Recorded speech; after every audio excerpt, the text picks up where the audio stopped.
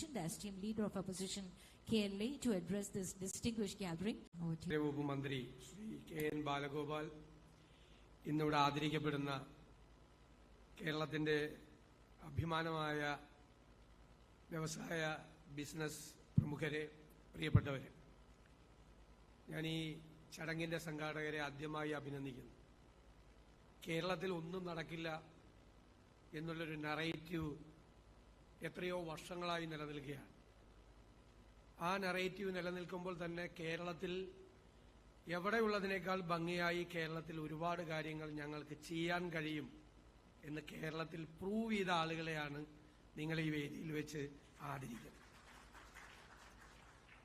ഇവരാണ് ഇൻസ്പയർ ചെയ്യേണ്ടത് അടുത്ത ജനറേഷനെ, അടുത്തൊരു ബിസിനസ് കമ്മ്യൂണിറ്റിയെ, മടിച്ചു നിൽക്കുന്ന ആളുകളെ, കേരളത്തിന് പുറത്ത്, രാജ്യത്തിന് പുറത്ത് കേരളത്തിൽ ഇൻവെസ്റ്റ് ചെയ്യാൻ പേടിയായി നിൽക്കുന്നവരെ, എന്തെങ്കിലും സംരംഭങ്ങൾ തുടങ്ങാൻ മടിയായി നിൽക്കുന്നവർക്ക് മുഴുവൻ പ്രചോദനമായി മാറേണ്ടവരാണ് നിങ്ങളെല്ലാം എന്ന് ഞാൻ ആമുഖമായി പറയാൻ ആഗ്രഹിക്കുന്നു. സത്യത്തിൽ എന്താ കേരളത്തിന്റെ കുഴപ്പം? പഴയൊരു ചീത്തപ്പേരാ. ഞാനൊരു ന്യൂ ജനറേഷൻ ട്രേഡ് യൂണിയനിസ്റ്റാണ് കേരളത്തിൽ. അധികം പേർക്ക് അറിയില്ല. ശ്രീ മുഹമ്മദ് അനീഷിന് അറിയാം. കേരളത്തിലെ സെൻട്രൽ പബ്ലിക് സെക്ടർ സ്ഥാപനങ്ങളിൽ, കേരള പബ്ലിക് സെക്ടർ സ്ഥാപനങ്ങളിൽ, സ്വകാര്യ വ്യവസായശാലകളിലെല്ലാം ഏറ്റവും കൂടുതൽ ട്രേഡ് യൂണിയൻ ലീഡർഷിപ്പിലുള്ള ഒരാളാണ് ഞാൻ ആ രീതിയിൽ പ്ലേസ് ചെയ്തിട്ടില്ലാന്നേ. ഞങ്ങളൊരു 1.5 പതിറ്റാണ്ട് കാലമായി ഞാൻ CP രാജീവ് ഉൾപ്പെടെയുള്ള ഈ ന്യൂ ജനറേഷനിലുള്ള ആളുകൾ മുഴുവൻ നിൽക്കുന്നതാണ്. ഞങ്ങളൊന്ന് ഇന്നുവരെ ഒരു വ്യവസായ സ്ഥാപനത്തിൽ, ഞങ്ങളുടെ ലീഡർഷിപ്പിൽ ഇന്നുവരെ ഒരു സ്ഥലത്ത് ഒരു സമരം പോലും ഉണ്ടായിട്ടില്ല. ഒരു സമരം പോലും. ഞാൻ 1.5 പതിറ്റാണ്ടിന്റെ കാലമാണ് പറയുന്നത്. ഈ കൊച്ചിയിലെ ഇൻഡസ്ട്രിയൽ ക്യാപിറ്റലായ കൊച്ചിയിലെ ഒരു 75% സ്ഥാപനങ്ങളിലും എനിക്ക് യൂണിയനുണ്ട്, ട്രേഡ് യൂണിയൻ ഉണ്ട്. ഒരു സ്ഥലത്തും പണ്ട് നടന്നിട്ടുണ്ട്. ഞങ്ങളൊക്കെ ജനിക്കുന്നതിന് മുമ്പും അതിനുശേഷവും 70s മറ്റേ ക്യാൻറ്റീനിൽ, വ്യവസായശാലയുടെ ക്യാൻറ്റീനിൽ പപ്പടത്തിന്റെ വട്ടം കുറഞ്ഞുപോയി, അല്ലെങ്കിൽ ലിഫ്റ്റ് ഒരു ദിവസം ഇല്ല എന്നൊക്കെ പറഞ്ഞ് സമരം ചെയ്തിട്ടുണ്ട്. ഇപ്പൊ അങ്ങനെയൊന്നും നടക്കില്ല. ഇപ്പൊ നമ്മൾ അങ്ങനെ തീരുമാനിച്ചാലും തൊഴിലാളികൾ സമ്മതിക്കില്ല. അപ്പൊ നമ്മൾ പറയുന്നത്, നിങ്ങൾ നന്നായി ജോലി ചെയ്യുക, സ്ഥാപനം നിലനിൽക്കുക. സ്ഥാപനം നിലനിന്നാൽ മാത്രമേ, ചുവരുണ്ടെങ്കിലേ ചിത്രം വരയ്ക്കാൻ പറ്റുള്ളൂ. നിങ്ങൾ നന്നായി ജോലി ചെയ്യുക. നിങ്ങൾക്ക് ഡിസർവ് ചെയ്യുന്ന കാര്യങ്ങൾ ഞങ്ങൾ ബാർഗെയിൻ ചെയ്ത് നിങ്ങൾക്ക് വാങ്ങിച്ചു തരാം. ഞങ്ങൾ നന്നായി ടേബിളിൽ ബാർഗെയിൻ ചെയ്യുന്ന ആളുകളാണ്. ആ യൂണിയനൊക്കെ ആയിട്ട് ബന്ധപ്പെട്ട ആളുകൾക്ക് എല്ലാവർക്കും അറിയാം. ഞങ്ങൾ നന്നായി സ്റ്റഡി ചെയ്ത്, ആ ഇൻഡസ്ട്രിയെ കുറിച്ച് നന്നായി സ്റ്റഡി ചെയ്ത്, അതിന്റെ മാർക്കറ്റിനെ കുറിച്ച് സ്റ്റഡി ചെയ്ത്, നാട്ടിൽ ഇപ്പോൾ അതിന്റെ റോ മെറ്റീരിയലിനെ കുറിച്ച് സ്റ്റഡി ചെയ്ത് പോവും. ഞങ്ങള് ഈ മെറ്റൽ ഇൻഡസ്ട്രി, ഇവിടുത്തെ നമ്മുടെ ബിർളാസിന്റെ ഒരു സ്ഥാപനമുണ്ട്, പഴയ ഇൻഡാൽ. ഞാൻ ആദ്യമായിട്ടാണ് മെറ്റൽ എക്സ്ചേഞ്ചിനെ കുറിച്ച് പഠിക്കുന്നത്. ബിർളാസിൽ തൊഴിലാളികൾക്ക് വേണ്ടി ബാർഗെയിൻ ചെയ്യാൻ ടേബിളിൽ പോകുന്ന സമയത്താണ് മെറ്റൽ എക്സ്ചേഞ്ച് ഉണ്ടെന്ന് ഞാൻ അറിയണത്, ലണ്ടനിലെ മെറ്റൽ എക്സ്ചേഞ്ചിൽ. അപ്പൊ ഞങ്ങൾ ആ ഇൻഡസ്ട്രിയുടെ റോ മെറ്റീരിയൽ, അതിന്റെ മാർക്കറ്റിംഗ്, അതിന്റെ പ്രൊഡക്ഷൻ, പവറിന്റെ പ്രശ്നങ്ങൾ എല്ലാം ഞങ്ങൾ മനസ്സിലാക്കിയിട്ടാണ് ഞങ്ങൾ പോകുന്നത്. ഇതെല്ലാം ശരിയാണെങ്കിലേ ഞങ്ങൾ ബാർഗെയിൻ ചെയ്യുള്ളൂ, അല്ല കമ്പനി സിറ്റുവേഷൻ മോശമാണെങ്കിൽ. അപ്പൊ കേരളത്തിൽ ആ അന്തരീക്ഷം എല്ലാം മാറി. കേരളത്തിൽ നമുക്ക് വളരെ പോസിറ്റീവായിട്ടുള്ള ഒരു അന്തരീക്ഷം കുറേ വർഷങ്ങളായി നിലനിൽക്കുന്നുണ്ട്. എല്ലാവരും ചേർന്ന് അതിനൊരു മാറ്റമുണ്ടായി എന്ന് പറയണം. അതാണ് മാറ്റം വേണ്ടത്. പിന്നെ ലോകം മുഴുവൻ മാറിക്കൊണ്ടിരിക്കുകയാണ്. ഇപ്പോൾ ബഹുമാനപ്പെട്ട ഫിനാൻസ് മിനിസ്റ്റർ പറഞ്ഞു, നോളജ് ഇക്കോണമിയാണ്. എല്ലായിടത്തും മാറ്റമാണ്. ഈ നോളജ് എന്ന് പറയുന്നത് നമ്മൾ പഠിക്കുന്ന കാലത്തെ, അല്ലെങ്കിൽ നമ്മുടെ ഒന്നും ചെറുപ്പത്തിലെ പോലെ അല്ല. അത്ര വേഗത്തിൽ ലോകത്തെ എല്ലാ ഗവേഷണ സ്ഥാപനങ്ങളിലും യൂണിവേഴ്സിറ്റികളിലും വലിയ റിസർച്ച് നടക്കുകയാണ്. ഓരോ മിനിറ്റിലും പുതിയ അറിവുകൾ ഉണ്ടാവുകയാണ്. എഞ്ചിനീയറിംഗ് കോളേജിൽ പഠിക്കുന്ന കുട്ടി അവിടെ പഠിക്കുന്ന കാര്യങ്ങൾ കോളേജിൽ നിന്ന് പുറത്തു വരുമ്പോൾ പറയുന്ന കാര്യങ്ങൾ ഔട്ട്ഡേറ്റഡ് ആവുകയാണ്, പുതിയ കാര്യങ്ങൾ വരികയാണ്. ഇപ്പൊ നമ്മൾ ആർട്ടിഫിഷ്യൽ ഇന്റലിജൻസിനെ കുറിച്ചുകൂടെ പറഞ്ഞു. ആർട്ടിഫിഷ്യൽ ഇന്റലിജൻസിനെ കുറിച്ച് വായിച്ചാൽ നമുക്ക് പേടിയാവും. കാരണം 2020 ആവുമ്പോഴേക്കും, ഈ ഡെക്കേഡിന്റെ അവസാനം ആവുമ്പോഴേക്കും അത് ഹ്യൂമൻ ഇന്റലിജൻസിന്റെ ഒപ്പമെത്തുന്നതാണ്. 2030 ആവുമ്പോൾ അത് അതിനെ ക്രോസ് ചെയ്ത് സൂപ്പർ ഇന്റലിജന്റ് ആവുമെന്നാണ്. പിന്നത്തെ ഒരു 5 വർഷം കൂടി കഴിഞ്ഞാൽ നമ്മുടെ ബ്രെയിനിനെ ആർട്ടിഫിഷ്യൽ ഇന്റലിജൻസുമായിട്ട് കണക്ടിവിറ്റി ഉണ്ടാവും. 1 മില്യൺ ഫോൾഡ് നമ്മുടെ ബ്രെയിൻ ഇൻക്രീസ് ചെയ്യുന്നു. ഇപ്പൊ തന്നെ നമുക്ക് ഒടുക്കത്തെ ബുദ്ധിയാണ്. ഇനി 1 ദശലക്ഷം, 1 മില്യൺ ഫോൾഡ് അതിനെ ഇൻക്രീസ് ചെയ്താലുള്ള സിറ്റുവേഷൻ എന്തായിരിക്കും? ഇപ്പൊ ഒരു വലിയ ചോദ്യമുണ്ട്. മനുഷ്യന്റെ എല്ലാ ക്രിയേഷനും പോലെ അല്ല ഇത്. മനുഷ്യന് ഒരുപാട് കാര്യങ്ങൾ ക്രിയേറ്റ് ചെയ്തിട്ടുണ്ട്, അതെല്ലാം മനുഷ്യന്റെ കൺട്രോളിലാണ്. ഇപ്പൊ ഞാൻ പറയും കടാര ഭയങ്കര കുഴപ്പം പിടിച്ച സാധനമാണല്ലേ, ഒരാളെ കുത്തിക്കൊല്ലാൻ പറ്റും. പക്ഷെ ഈ കടാര വെറുതെ മേശപ്പുറത്തിരുന്ന വെറും പാവമല്ലേ, ഒരു ഒറ്റയ്ക്ക് എഴുന്നേറ്റ് വന്നിട്ട് ആരെങ്കിലും കുത്തിക്കൊല്ലു? ഒരു മനുഷ്യനത് കയ്യിലെടുത്ത് വച്ചിട്ട് ഒരാളെ കുത്തിക്കൊല്ലുള്ളൂ. നിറതോക്ക് അല്ലെ, ഫുൾ ഓർഡർ ആയിട്ടുള്ള ഒരു റിവോൾവർ. ആ റിവോൾവർ എന്ന് പറയുന്നത് എഴുന്നേറ്റ് വന്നിട്ട് ആരെങ്കിലും വെടിവെക്കുമോ? വെടിവെക്കില്ല. നമ്മൾ എഴുന്നേറ്റ് നിന്നാലേ ചെയ്യുള്ളൂ. ഏറ്റവും കുഴപ്പക്കാരൻ ബോംബാണ്. ഒരു ബോംബ് തന്നെത്താൻ കയറി ഒരു ഫൈറ്റർ പ്ലെയിന് കയറി ഗാസയിലും ഉക്രൈനിലും പോയി ബോംബിടുമോ? ഇടില്ല. പക്ഷെ ആർട്ടിഫിഷ്യൽ ഇന്റലിജൻസ് അതല്ല. ആർട്ടിഫിഷ്യൽ ഇന്റലിജൻസ് അതിന്റെ ക്രിയേറ്ററെ പോലും മറികടന്ന്, ആ ക്രിയേറ്ററെ പോലും സ്ലേവാക്കി മാറ്റാൻ കപ്പാസിറ്റി ഉള്ള ആളാണ്. ഏത് തരത്തിലേക്കാണ് മനുഷ്യൻ അതിനെ മിസ്യൂസ് ചെയ്യപ്പെടുന്നത്, എങ്ങനെയാണ് ലോകത്തിന് മാറ്റം ഉണ്ടാകുന്നത്? ലോകത്തിൽ വലിയ കുഴപ്പക്കാരായ ഭരണാധികാരികളുണ്ട് അക്രോസ് ദ വേൾഡ്. അത് കൂടിക്കൊണ്ടിരിക്കുകയാണ് ലോകത്തെ എല്ലായിടത്തും. അവരുടെയൊക്കെ കയ്യിൽ ഈ സാധനം വന്നു കഴിഞ്ഞാൽ അവരിത് എങ്ങനെയായിരിക്കും മിസ്യൂസ് ചെയ്യപ്പെടാൻ പോകുന്നത് അറിയില്ല. ഇപ്പൊ തന്നെ നമ്മളെ ബ്രെയിൻ വാഷ് ചെയ്തുകൊണ്ടിരിക്കുന്നുണ്ട് ഇല്ലേ? നമ്മുടെ സോഷ്യൽ മീഡിയ ഹാൻഡില് ആർട്ടിഫിഷ്യൽ ഇന്റലിജൻസിന്റെ സഹായത്തോടു കൂടി വാച്ച് ചെയ്തുകൊണ്ടിരിക്കുക. നമുക്ക് ഇഷ്ടമുള്ള മ്യൂസിക്, നമുക്ക് ഇഷ്ടമുള്ള ഫിലിം, നമുക്ക് ഇഷ്ടമുള്ള ആക്ടർ, ആക്ട്രസ്, നമുക്ക് ഇഷ്ടമുള്ള ഫുഡ്, നമ്മുടെ ഇൻട്രസ്റ്റുകൾ എന്താണെന്ന് വാച്ച് ചെയ്ത് നമുക്കിഷ്ടമുള്ള മീഡിയത്തിലൂടെ അവർക്കിഷ്ടപ്പെട്ട കാര്യങ്ങൾ നമ്മളിലേക്ക് അടിച്ചേൽപ്പിക്കുകയാണ്. നമ്മൾ അറിയാതെ ചില കാര്യങ്ങളുടെ വിധേയരായി നമ്മൾ മാറിക്കൊണ്ടിരിക്കുകയാണ്. നമ്മളെ കൺട്രോൾ ചെയ്യാണ്, നമ്മുടെ ബ്രെയിനെ റിമോട്ട് കൺട്രോൾ ചെയ്യാണ്. ഒരു വല്ലാത്ത കാലത്താണ് നമ്മൾ ജീവിക്കുന്നത്. ഇഷ്ടമുള്ള പ്രോഡക്റ്റുകൾ, അവർക്കിഷ്ടമുള്ള പ്രോഡക്റ്റുകൾ നമുക്കിഷ്ടമുള്ളതാക്കി മാറ്റി നമ്മളെ കൊണ്ട് വാങ്ങിപ്പിക്കുന്ന മാർക്കറ്റിംഗ് ആണ്. അസാമാന്യമായ അഗ്രസീവായിട്ടുള്ള മാർക്കറ്റിംഗ് ആണ് നടക്കുന്നത്. നമ്മൾ ഏതെങ്കിലും ഒരു കാര്യം സെർച്ച് ചെയ്ത് കഴിഞ്ഞാൽ പിന്നെ അത് വന്ന് ഡൗൺലോഡ് ചെയ്യാണ് കംപ്ലീറ്റ് ആയിട്ട് ആ സംഭവങ്ങൾ. അപ്പൊ ഇതെല്ലാം നമ്മൾ വളരെ നന്നായി ഇത് വാച്ച് ചെയ്യാതെ, ഞാൻ എപ്പോഴും ബിസിനസ്സിനെയും രാഷ്ട്രീയത്തെയും ഒരുമിച്ച് ഒരേപോലെ നോക്കുന്ന ആളാണ്. രണ്ട് ഏകദേശം ഒരുപോലെ. വലിയ പാടാണ്, അത്ര എളുപ്പമല്ല. സക്സസ്ഫുൾ ആകുക എന്ന് പറഞ്ഞാൽ ഭയങ്കര എളുപ്പമല്ല.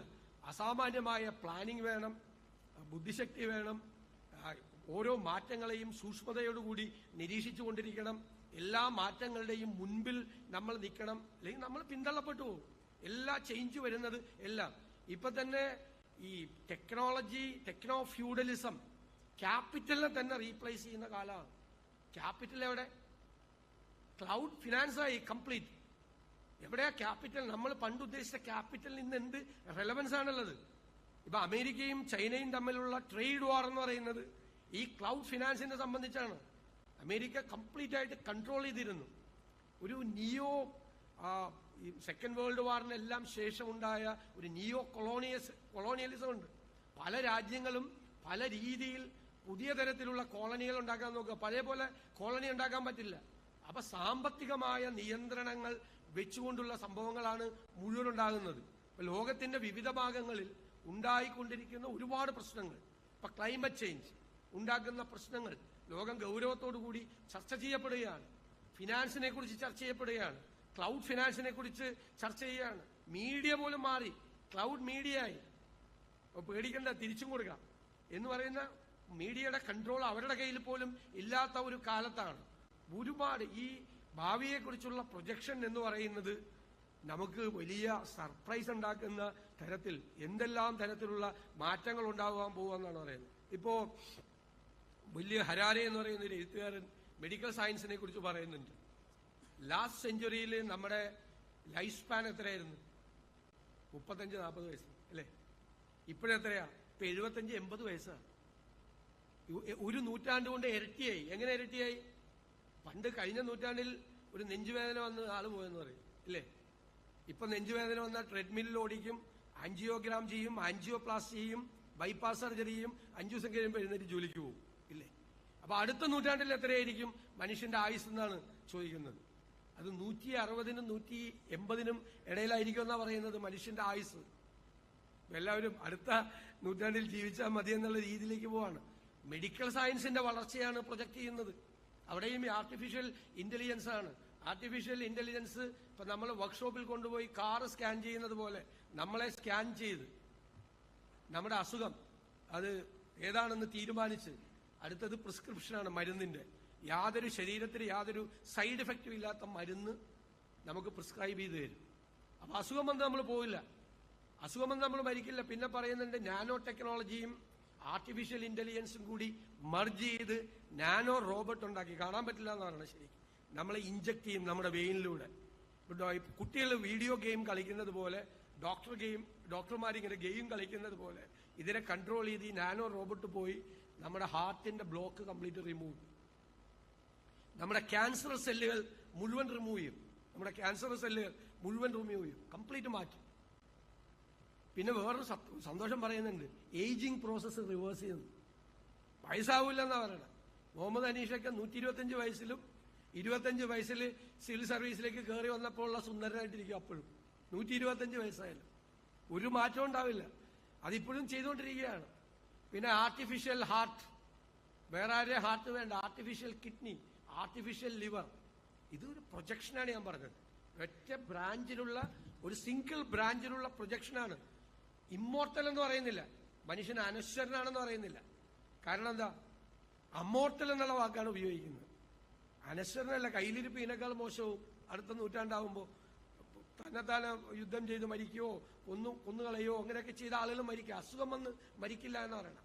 അത്രമാത്രമാണ് ഈ മാറ്റമുണ്ടാകുന്നത്. ഈ ചേഞ്ചിനെ നമുക്ക് അഡോപ്റ്റ് ചെയ്യാൻ പറ്റുക, അതിന്റെ പേസിനനുസരിച്ച് നമുക്ക് മൂവ് ചെയ്യാൻ പറ്റുക എന്നതാണ് ബിസിനസ്സിലും പോളിറ്റിക്സിലും എല്ലാ സെക്ടറിലുമുള്ള നമ്മുടെ ഏറ്റവും വലിയ ചാലഞ്ച് എന്ന് പറയുന്നത്. ഭയങ്കര ചലഞ്ചാണ്. ഇപ്പൊ സംസാരിക്കുമ്പോൾ പോലും സൂക്ഷിക്കണം.